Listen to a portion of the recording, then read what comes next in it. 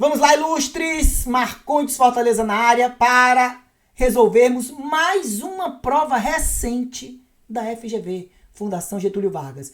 Qual concurso? Auditor de Controle Externo do Tribunal de Contas do Estado do Espírito Santo.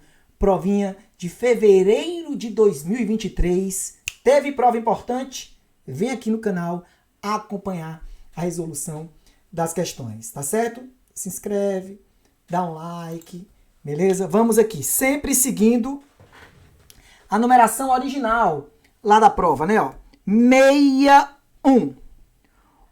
Uma empresa apresentou os seguintes saldos em sua demonstração do resultado do exercício, DRE, em 2022. É engraçado como os alunos têm trauma de tabelinha, primeiro, tá? Não é pra ter. E é sofrimento. Aí tenta dissecar a tabelinha, tentando adivinhar o que ele vai pedir. Não faça isso. Você tem que saber fazer prova. Isso é coisa de amador. Vai lá no que ele quer, meu filho, minha filha. Vai lá. Olha aqui, olha. Considerando-se apenas as informações apresentadas pela DRE e que o Estatuto Social da empresa define um percentual de 10% para dividendos com base no lucro. Opa! Estatuto Social da empresa define. Ó. Tá dizendo o quê? Ó, 10% do lucro. De acordo com a Lei 6404/76, o dividendo a ser distribuído é, meu filho, quem manda é o Estatuto. 10% conforme definido em Estatuto Social. Ah, professor, e a história de 50% do lucro ajustado? Isso é para casos de estatuto omisso, quando o estatuto não traz o modo de se calcular o dividendo. Aí pronto, aí a lei diz, ó, se o estatuto calar, se o estatuto for omisso sobre dividendo, tem que distribuir 50% do lucro ajustado. Beleza? Outra coisa é, tá, eu tô com o estatuto omisso, tô distribuindo 50% do lucro ajustado e em um belo momento eu resolvo suprir essa omissão. Eu vou, enfim, estabelecer um percentual. Esse percentual, nessa situação em que eu vou suprir uma omissão, não pode ser menor do que 25% do lucro ajustado. Agora, e por que pode ser 10 aqui? Aqui não é caso de suprir omissão. Aqui é o normal. Nunca houve omissão. O estatuto estabeleceu tanto. Vai ser esse tanto. Por favor. O resto é conversa fiada, ó. 10% conforme definido o estatuto e 15% conforme o mínimo obrigatório. Nada a ver. 25% conforme o mínimo obrigatório, não. 50% do lucro do exercício, quem disse? 75% conforme o mínimo. Aí ele viajou, né? Na maionese. Olha, Lei 6404, artigo 202. Os acionistas têm direito de receber como dividendos obrigatório em cada exercício a parcela dos lucros estabelecida no estatuto. Aí depois ele continua, mas se o estatuto não fala nada, se o estatuto for omisso, ó, pronto, ó. Aí calcule desse jeito aqui, tá? Que vai ser metade do lucro ajustado, algo que a gente traz aqui nos nossos cursos regulares. E não acompanhe, siga aqui o canal que você vai acabar revisando, é tudo de contabilidade. Tá bom? Beleza? Mas, em relação a essa questão 1, que é a 61 no caso, ó, tranquilidade, hein? Resposta alternativa A. Olha aí, ilustres. 62. A empresa deve apresentar um terceiro balanço patrimonial do início do período anterior, adicional aos comparativos mínimos das demonstrações financeiras exigidos se esse balanço patrimonial extra, adicional, tá? Ó, ele acontece quando, pessoal? Quando temos Aplicação retrospectiva. Mudança de política contábil, por exemplo. Quando temos reapresentação retrospectiva. Correção de erro material. Então vai ajustando os saldos anteriores. Aí apresenta então esse balanço, ó. Ajustando esses saldos lá de trás. Tá certo? Beleza? Então olha aqui, ilustres. Vamos ficar de olho. Ele quer esse balanço. Eu vou até colocar aqui, ó. Pera aí, ó.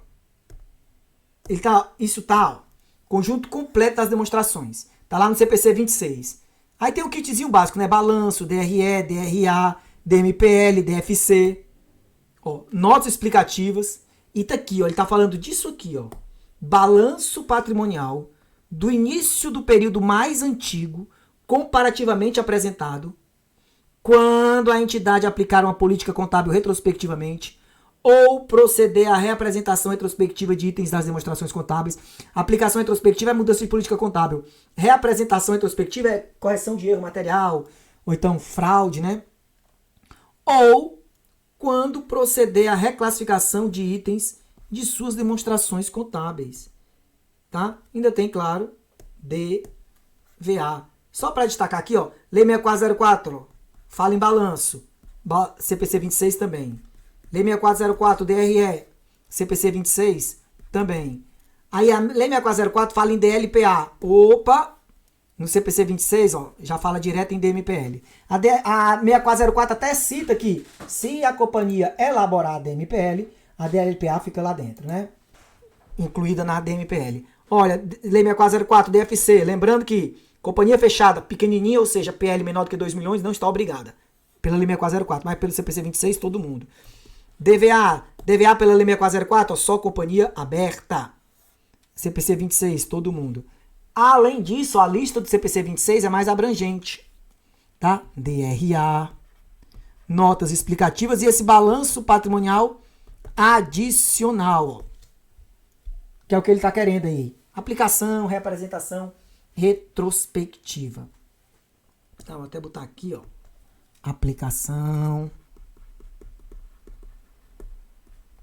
reapresentação,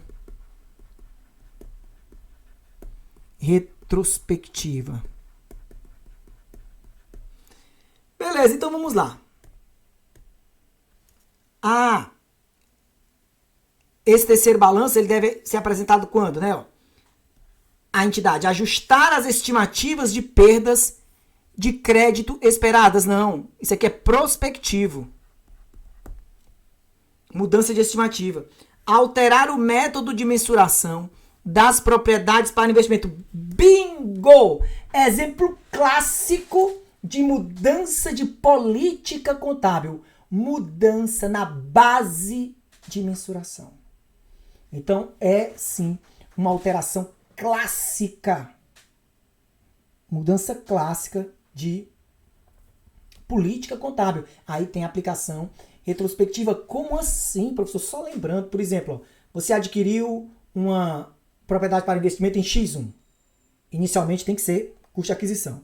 Mas enquanto mensuração subsequente, você pode mudar. Aí digamos que em X2 você resolveu mensurar essa propriedade para investimento pelo valor justo. Aí você, ó, eita, você vai fazer a aplicação retrospectiva. Em X1 estava custo, né? X2 passou para o valor justo. Você vai aplicar o valor justo desde X1. E se essa mudança tivesse sido em X5, volta enquanto for praticável, na medida do possível. Ó. Em X5 mudou para valor justo. Aí volta, ó. Quanto era o valor justo em X4, em X3, em X2, em X1, tá? Na medida em que isso seja praticável. Às vezes não dá, fica difícil. Beleza, então. Então é a B de bola, não tem conversa. Maravilha, não tem conversa. Aí, ó, no mais vai mentir, né? Alterar a estimativa contábil do valor líquido realizável de um item para estoque. Isso aqui, ó, aplicação prospectiva, é mudança de estimativa. Alterar as probabilidades das obrigações da corrente de garantias, também, ó, prospectiva. Alterar o percentual de despesa de depreciação para o item do imobilizado, também é dali para frente. Mudanças no cálculo do imobilizado, vida útil, método de depreciação, valor residual, é mudança de estimativa contábil. E mudança de estimativa contábil é aplicação prospectiva. É dali para frente. Não tem que alterar o para trás mente. Entendeu? Beleza? 62, B de bola. 63, ilustres. Olha aí. Olha aí que legal. Com uma sacanagemzinha, né? Simples e com sacanagem, ó. A empresa Brasil investe em diversas empresas. Ó, a empresa Brasil investe em diversas empresas e apresentou as seguintes informações quanto ao vínculo gerado em cada investimento. Tá, o que é que ele quer? Ó? Considerando apenas as informações apresentadas e as definições do CPC 36, que trata de demonstrações consolidadas, a empresa Brasil precisa aplicar o método de consolidação para consolidação olha, a consolidação tem tudo a ver com controle. Guarde isso. A sacanagem da questão era o seguinte, ó, foi significativa? Não. Aí, controle conjunto, controle insignificante ou ausente? Não. Influência significativa, não. Então, controle na C e controle na F, tranquilo. A sacanagem aqui, ó. E controle conjunto. Ihu! E controle conjunto. Malvadinha a FGV, né? Não se enquadra aí para consolidação, não, tá? Então, vai ser, ó, C e F. A Brasil Invest vai apresentar demonstrações consolidadas com as empresas C e F. Então, olha aqui, ó. Ainda tinha sacanagemzinha aqui, né, ó. Então, vai ser C e F. Tá, pessoal? Por favor. A alternativa B de bola. Ilustres. Olha aí. Aí a gente vai aqui, né, ó. Lá no CPC 36 tem, ó. O objetivo deste pronunciamento é estabelecer princípios para apresentação e elaboração de demonstrações consolidadas quando a entidade controla uma ou mais entidades. Tem a ver com controle. Assim, ó, lá no apêndice A, que está a definição de termos, olha. Demonstrações consolidadas são as demonstrações contábeis de grupo econômico em que os ativos, passivos, patrimônio líquido, receitas, despesas e fluxo de caixa da controladora e de suas... controlada, são apresentados como se fossem uma única entidade econômica. Presta atenção. Questão 64. Uma entidade elaborou sua demonstração do resultado do exercício de 2022 conforme apresentado. O que é que ele quer? Um item muito pedido, muito solicitado em questões de DVA. Valor adicionado recebido em transferência, considerando-se apenas as informações apresentadas pela DRE, o valor adicionado recebido em transferência, olha, é de...